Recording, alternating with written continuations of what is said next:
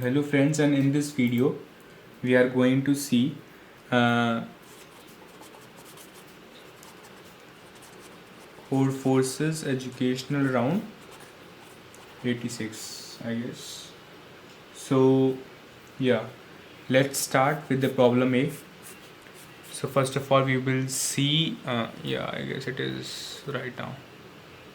So it is not focusing. I guess focus, yes. Now I guess it is focused. So first of all I will explain the problem statement, what the problem says. So you have $A and you have $B. So you have an operation, you have X and Y, and if you use A bucks, then you can either reduce X by 1, or you can reduce Y by 1, or you can increase X by 1, or you can increase Y by 1. Okay, so as you can see that I have used or. Either you will do this, either you will do this, either you will do this, either you will do this. And for if you use B bucks, then what you will do, you will increase both Y1 or you will decrease both Y1. So actually in the problem statement what you are stated is that you will be having X and Y. Okay, so first of all we will have a T, then we have X and Y. X, it is visible I guess, X and Y. Then we will be having A and B, okay, which is this. So actually I have to state what is the minimum value which will be required to move this, or you can say have this X or Y to 0 0. Indirectly I just wanted to say that you have to reduce this XY to 0 0.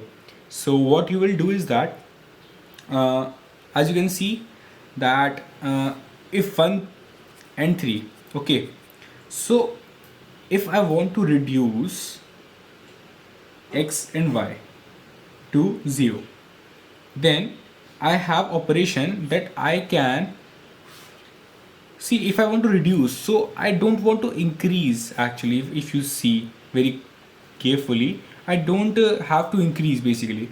So I just if I just decrease, then it is more than sufficient, so it will not be required basically. So now you will see that okay, Aryan, if I have 1 and 3, then if I will reduce both of these, then okay, I will have this. And if I again reduce, but there is no use of reducing this, because basically you just have to reduce to 0, so you will reduce only this. So here in this step I use B bucks, then in the further steps I can only use A bucks. Now you will ask, Aryan, here you use B, but what if I reduced it in one go, and if I reduce it in one go, so I would be using A bucks here and A bucks here. So either see, I have two options. Now I have two options. Either I will use B bucks, or I will use 2 into A bucks. So which one is the smaller one, I will use that particular answer.